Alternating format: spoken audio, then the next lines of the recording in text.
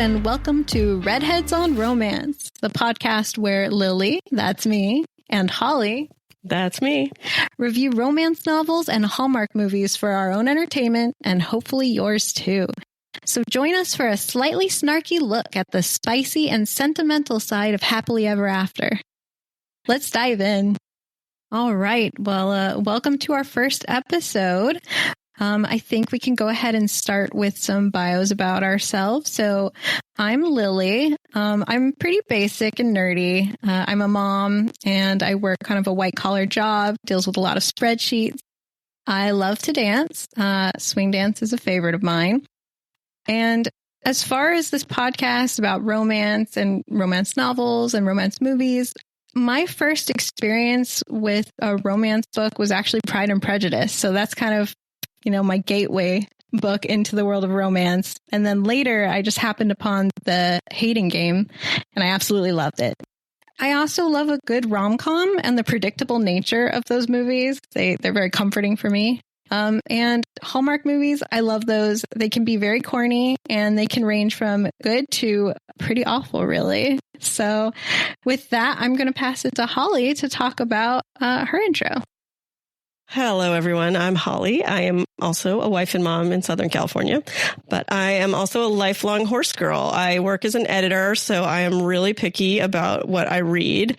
But Lily introduced me a couple years ago to the romance genre, and now I can't get enough. So that was kind of a pleasant surprise to add to my repertoire. I come for the steam, but I do watch the Hallmark for the eye-rolling laughter, which I enjoy. And I may seem pretty straight-laced, but you can best describe me as Charlotte on the outside with Samantha on the inside. Lily? And we just talked about that. I've actually never seen Sex and the City, so I don't quite get that reference, but sounds good to me. So with that, I think we can go ahead and jump into our first topic for this podcast, which is going to be the movie Hot Frosty. Yeah, let's take it away. So we're just going to start out kind of easy on the chili pepper level here.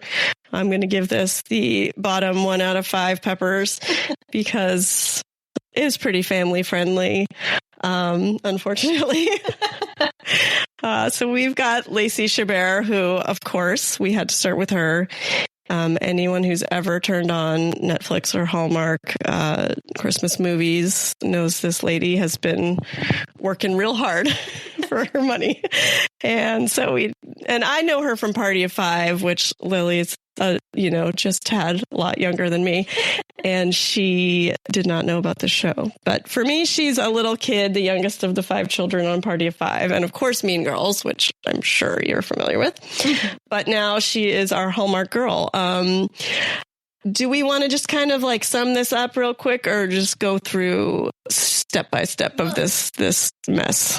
I thought we should talk about Dustin Milligan. He's the one who plays her counterpart in the movie. And I actually know him from Schitt's Creek, which Holly has never seen, shockingly. And when I first saw this movie, before we get into it, I actually didn't recognize it was him, which that blows my mind because I feel like I'm very good with faces and he's a quite handsome guy, but for some reason he just didn't quite look the same. So Holly has never seen it. Would you like to see a picture of what he looked like in Schitt's Creek? Of course I would. Yes. I've only watched, I tried to watch one episode on a plane because I had nothing else to watch. And I'm sorry, I couldn't get into it. I was just giving it, what? That's not the same guy. Just the hair makes him look completely different. And how old did we decide this guy is now? 39. And our Lacey is now 42. So it's not really an age gap or anything, but it's just always interesting to me in these Hallmark movies that the main female character is 40 plus always, which is odd because in most novels it is very much younger than that. So and Danica McKellar, she's in a lot of them. Love her. Went to the same college and saw her around a little bit. And so we're about the same age. And I'm like, well, that girl's out there acting like the naive, wide-eyed, single lady. So I kind of love it. That's the point, though, that we buy into kind of the fantasy, right? That we can be these young, wide-eyed, get that feeling you get when, you're not married with kids and settled down. That's true. That's true. All right, so let's jump into Hot Frosty. I would say if you have not seen it, you don't need to. You can just listen to this. Or if your interest is piqued by our tearing it apart, or maybe Lily loved it, I don't know. We'll see. Then you can watch it too. So we start out, she wakes up, she's in bed. There's a space heater. She's wearing a hat. The house is very cold. Why is it so cold? Well, you find out later that her husband passed away, sadly, of cancer earlier, and it seems he was the only one who could do the house repairs, and she kind of stopped taking care of herself, and, grief can do that. So she's just living in this pretty terrible situation right now. And we see a very sad picture, black and white picture, 8x10 on the table somewhere downstairs. And I was confused. I thought it was her dad because he had a mustache, but it was her late husband. I'm sorry. In other pictures, he looked younger, but I was very confused by the picture. But anyway, so we see her go to work. She works in the small town diner, or she owns it. Does she own it? She does own it. It's called Kathy's Cafe, named after her, Kathy. And by the way, I think they're in a small town called Hope Springs is the setting of this. Yes, you've got to be in a small town. It's got to be named something like that, or, Pine Ridge or something like that. But so she runs this diner. She's way too nice to the customers. She has like a 10-minute conversation with a little girl that comes in. It's like, you're just like, oh, I can't take this. It's too sweet. What's going to happen? Can something please happen?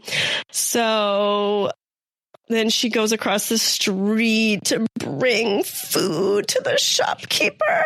Oh, here's the food. And there's a snowman making competition going on outside that I guess the shopkeeper's running. Do you want to talk about that competition? They don't really get into it too much. And I don't even know if it has anything to do with the shopkeepers. It's just like outside. People are just working on it. There's no judging. You never hear any more about it, except it's the whole premise for them building these snowmans with apparently a very attractive snowman gets built there as well.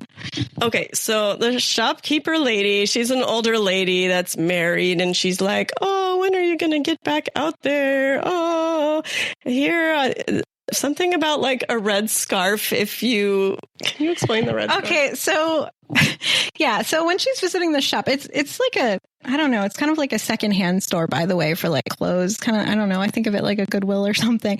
The shopkeeper gives her this monologue about how she needs to get back out there, because she herself went out there, and that's how she met her husband. She went out one night wearing a red scarf. I think that was literally the whole story, like, to sum it up. But I thought it was quite bold to tell someone who's grieving, hey, you need to go out there and find a true love, when it's like, but she did. It's kind of, I don't know, kind of mean. Yeah, that was perplexing. And just the way she she just shoots a look over to her husband, the shopkeeper, and he like runs and gets the red scarf. Like he already knew that was what she was going to ask for. I don't know. It was very weird. Not even the same red scarf. I think she said they just got that scarf and it reminded her of the initial red scarf. Yeah. So cut to nighttime. Our Lacey Chabert, what's her name? Kathy. So she is walking past the snow sculptures after her shift at the diner, I guess. She's looking, they're just like regular snowman with the 3 balls, another one. And then suddenly there's this man sculpture that's like, the statue of David carved out of marble with like the muscles and cheekbones. Odd. It's not fully like made. Like I want to point that out. Okay. There's no wiener. Excellent point. Thank you. So yes, there's just, there's just kind of like a pile of snow. It's unclear what's going on down lower. But anyway, this mysteriously sculpture has like extremely detailed nipples. I just thought I would point that out because it jumped out at me. I'm sorry. I can't help it. I just couldn't stop. Like, why are they so detailed? Anyway, so she puts the scarf around his neck. Does she say something? I forget what she says. I don't remember if she actually said. I feel like she said something, but anyway, so she just, got this nice present, puts it on his neck and like walks away. And then little magical snow crystals start flying around his head and his eyes pop open and he comes to life. And so, yeah, we'll just kind of breeze through this part. He is naked, obviously. The scarf is covering the important stuff. And he sees an older couple walking a dog. They are like obviously very shocked, and the lady is very intrigued. Yeah, there's a common theme in this movie of what appears to be just older ladies who are very clearly deprived or something that seem very, very interested in this man. But yes, they're walking their dog. They say at 1 a.m., this old couple. Don't know why at 1 a.m. you'd be out walking your dog, but they are. And yeah, they spot him, streaking basically. So he didn't realize he was naked, and he just kind of panics and falls through a plate glass window that is obviously not tempered glass because it just shatters immediately, and finds himself in the Goodwill type shop that we mentioned earlier. Grabs inexplicably this romper with no sleeves and a little name pad, kind of like a mechanic would wear, but sleeveless. And it says Jack on the little name patch. And he grabs some galoshes and stomps out. And then when does our heroine come across this guy? Was it the next day? Maybe. Oh, yeah, because it's broad daylight and she's like, oh, who are you? What's this? What are you doing? Oh, you're a crazy person. Why don't you come in my cafe and I'll give you some food? So she gives him some food. He's just eating jellies out of the packet because he says, I've never had food before. And she gives him a strange look. She thinks he's crazy. And then he wants to come to her house. No, so what's interesting is at this point, she's dealing with what presumably is just a crazy guy. And then one of the other waitresses or someone's like, shouldn't you call the police? And they're like, no, let's not be rational about this. Kathy is, no, you know how he is. He just arrests everyone. The sheriff in town just arrests everyone. We can't tell him. Got to keep this a secret. And she decides to take him to the doctor. Oh, yes. But this doctor that she takes him to is just across the street conveniently, but it's a pediatrician, lady pediatrician. And, yeah, that's an odd scene itself. Yeah, so she takes his temperature a couple times with 2 different thermometers and says it's like 30 degrees, presumably Fahrenheit.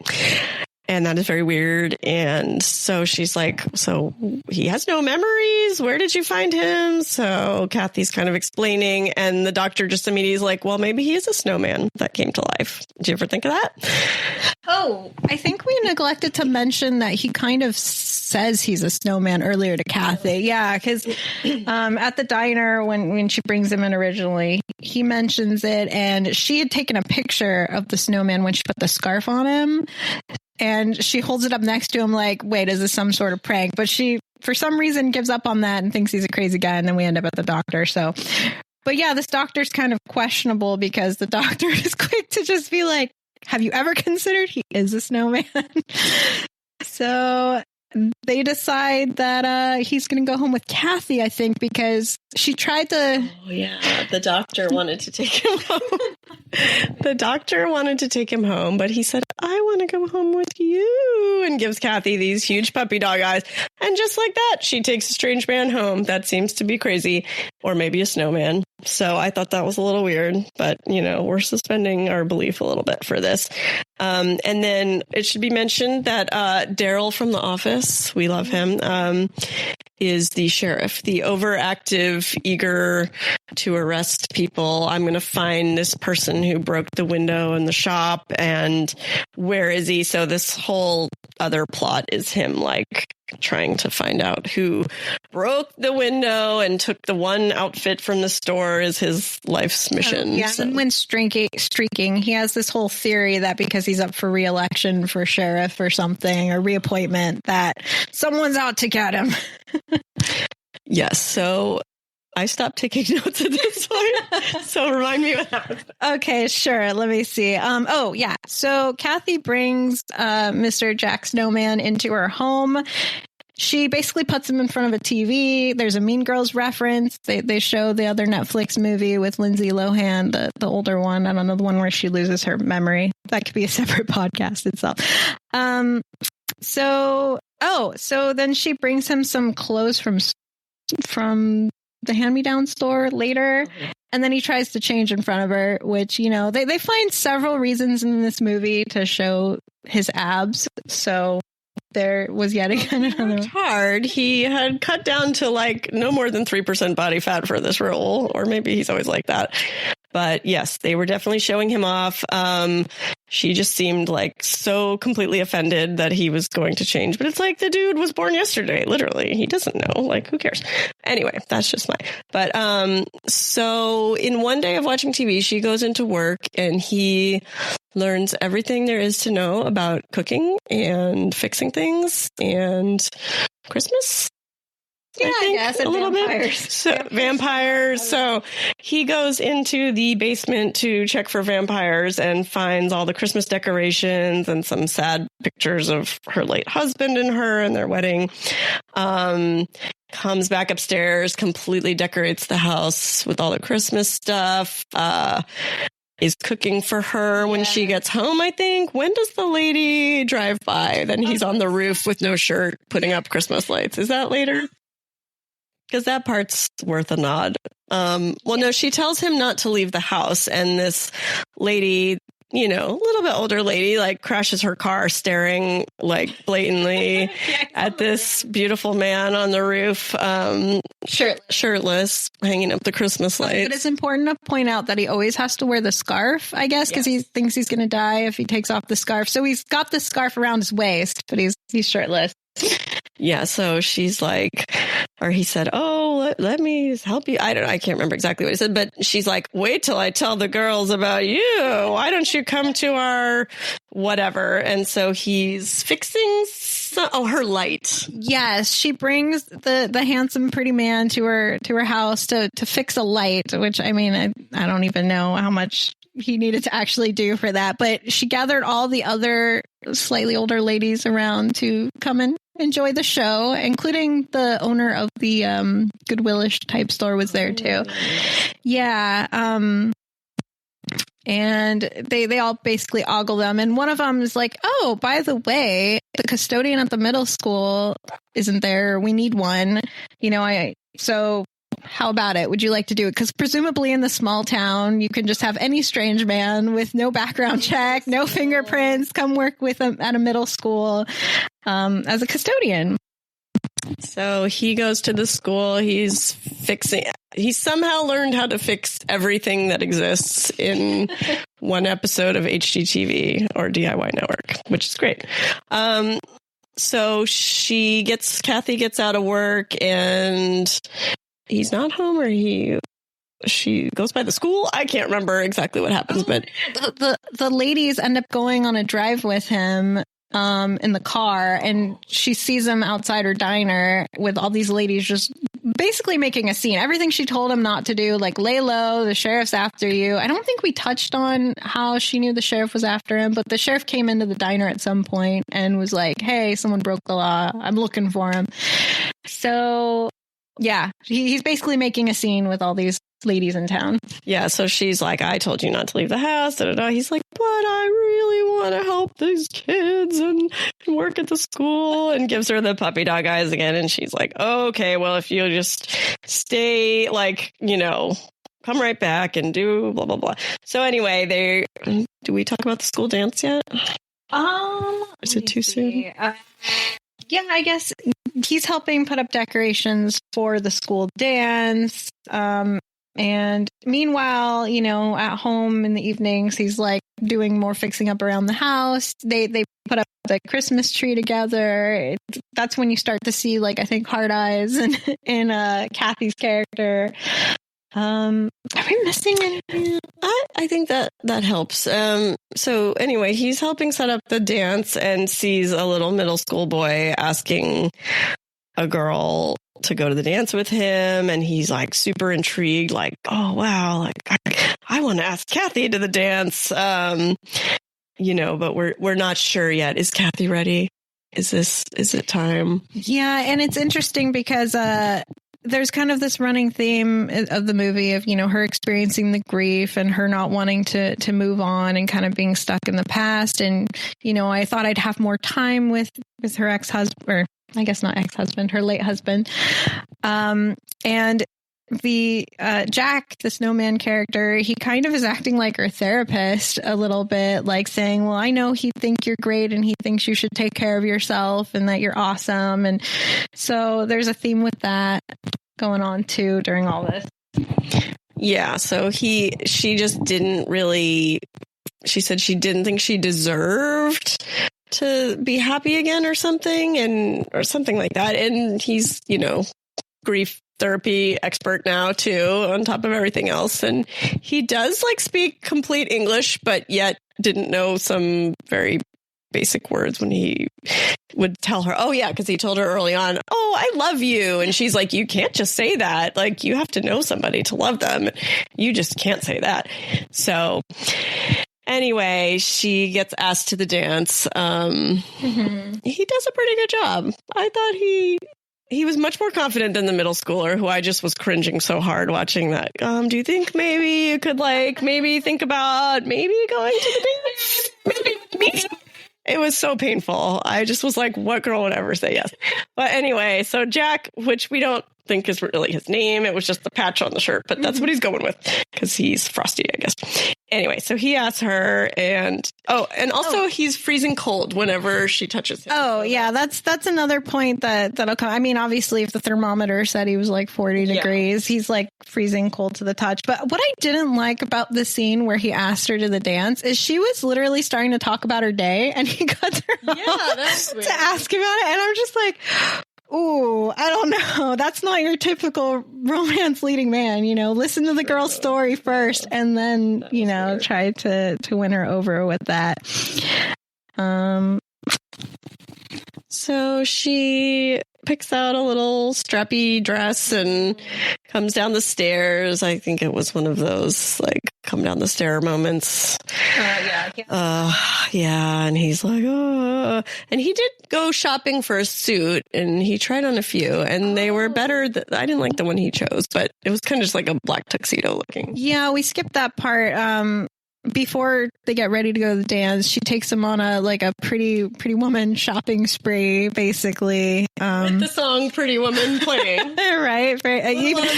Even like snapping a box of snowman cufflinks when he goes to touch it. So it's very, cliche in that respect. But they're showing they're spending time together and starting to fall into like or love throughout this whole thing.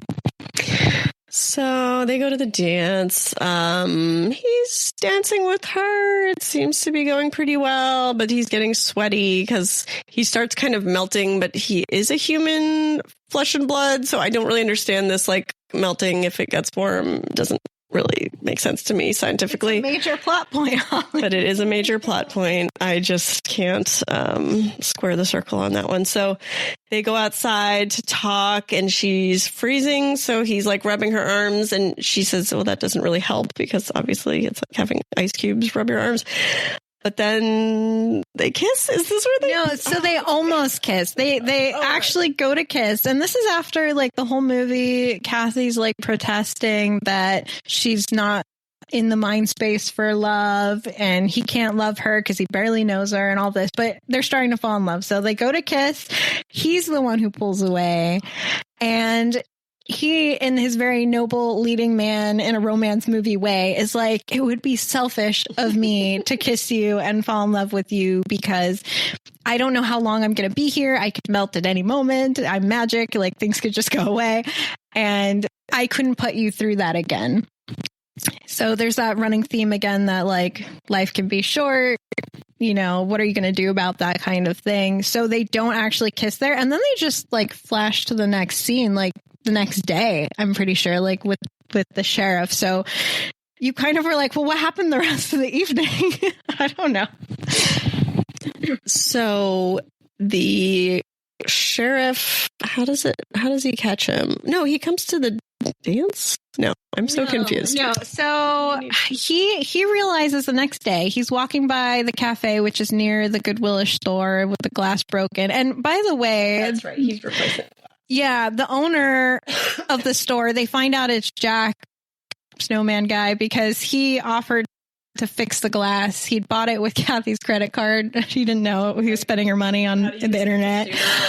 Yeah, and so the owner's basically like, we don't care that someone broke in and stole stuff. Like, you're making it right. You needed something. It's Christmas, blah, blah, blah. But the sheriff doesn't care. He's got his own agenda. Anyway, when going by Kathy's cafe the next day, he sees an ATM machine and he realizes there's a camera on that points directly at the Goodwill store. So he's like, I gotcha.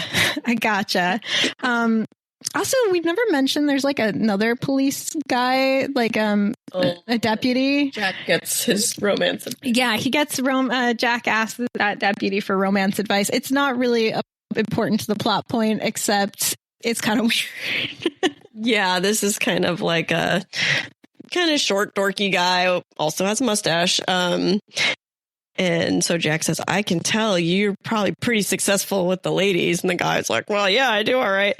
It's been a minute. And then he says, how would you ask a girl out? This was before the dance. How would you ask a girl out? And then like, what about the kissing? So yeah, so that's where he got all his great manly advice. I just love that the deputy's like, man, what do you mean? You're like a 10. And he goes on and on about how attractive Jack is. And I'm like, oh, okay, all right. That's interesting.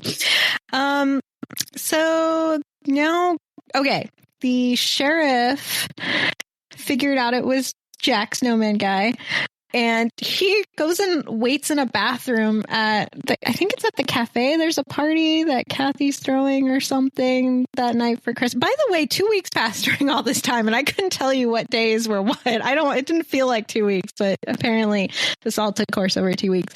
So the deputy the sheriff springs on him at the party, and everyone's like telling him just to like let it go, but he arrests Jack to take him.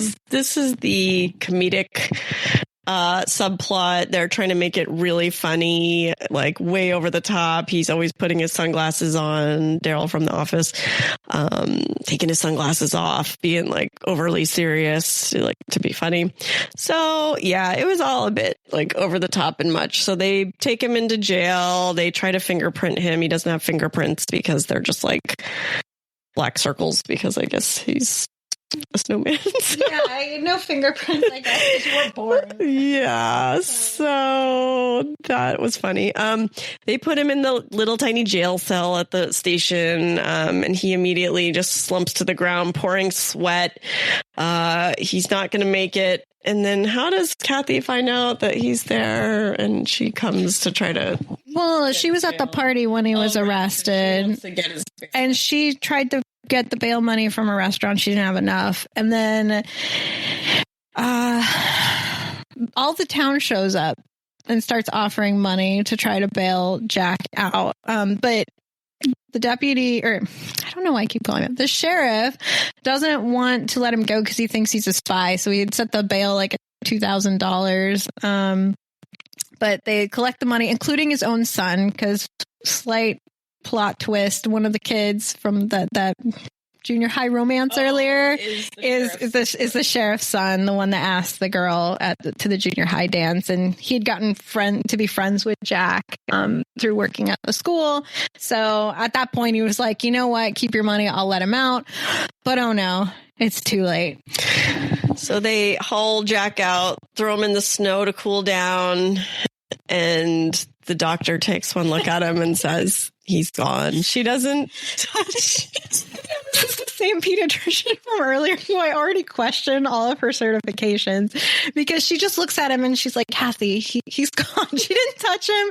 No pulse was read, nothing. He's just declares him dead. To be fair, we don't know if he has a beating heart or a pulse. So the town shuffles away, like we'll just leave his dead body in the snowbank. No big. And Kathy decides, no, I'm going to go and kiss the dead body on the lips. Take the scarf back. Take the scarf away. So she does, and she's starting to shuffle away too. When does he just like pop up? He does. He pops up and he's just like, Kathy, or something like that. He calls after her, and all of a sudden, she runs over and everyone's like, oh, wow, amazing. He's alive, I guess. And then he starts basically saying he's cold. He's like surprised. He's like, what is this feeling? And then turns out he's a real boy. And then they start having their happily ever after. Yeah, this time they actually kissed, and then they kind of cut to like they're standing by the tree at her house or something. I mean, they oh, he's fixing. They're fixing stuff around the house. She fixed her heater in her house. I don't know why he's not fixing it when he fixed everything else a long time ago. That would be my first order of business, would be to not wear 7 coats inside my house. But whatever, he didn't fix it. So she's wearing like these overall things that I don't know if it's the same one, but it looked like the one. And she has grease smeared so cute all over her face. Turns the wrench one time and it works. And they're like, yay. Yeah, and they exchanged Christmas presents, and her present is tickets to Hawaii, because earlier on TV he saw, I think, an ad for Hawaii, and she said, well, you're a snowman, you'd melt and you can't go there. And now they're going to go there together and like immediately and live their happily ever after. They also had a big kiss earlier. I don't know. It was pretty good kissing for a Hallmarkish-esque type. Usually you get that like very dry peck at the end, like barely, like I hate you so much and this is so awkward. So yeah, of course, the happily ever after, and they go to Hawaii, and that's the end. So yeah, and that's the movie. I will say, I don't know if you could tell from our review or not, but I don't think it was a very good movie. I had to watch it a second time in preparation for this podcast, and I didn't really want to sit through it again, which is unusual for me. I like my little rom-com happy ever after predictable nonsense. Yeah, I fell asleep for some of it the first time, but we just watched it again, and I'm still forgetting like half of the plot, so I think that tells you a lot. And I will say the ringing endorsement that my husband gave it was, when I fall asleep, he was awake the whole time. I said, that's the worst movie I've ever seen. A 1 out of 10. So take that for what you will. That is a man's opinion. I would give it, I like to go on 5 stars for movies. Maybe 2 out of 5. Yeah, I guess I have to save a 1 star for like just abysmal. This one, it's tolerable. Like it had an okay plot. Plot holes were no worse than I think a standard kind of Hallmarky movie. But it doesn't have that it factor. I didn't really feel the attraction. I will say, for as attractive as Dustin Milligan is, I didn't find him as attractive in this movie, partially because of his character. Acts like a puppy dog who doesn't know anything. Yeah, I like that. But yeah, I just felt like he wasn't, he didn't have the it factor in this movie for me. He needed to eat a few hamburgers. He was still like quite lean, although we don't body shame. If that's how he looks, that's how he looks, and that's great. It's just not for you. Yeah. I would like a little more meat on the bones, but he good face, like hair was a little long for me, no facial hair, so whatever your thing is, just be aware. So he was, pretty good looking, and she's in everything, so I feel like she's just kind of background neutral to me at this point. So yeah, I would say watchable, but it's not supposed to be super, like, take it seriously. They obviously are going for tongue-in-cheek with the whole sheriff plot and all that stuff. So, you know, hopefully that helps you decide whether you actually want to watch it or we've saved you from it. All right. Yeah. Well, I think that's about it for us. So hopefully you will tune in next time. Yeah. Thanks for joining us.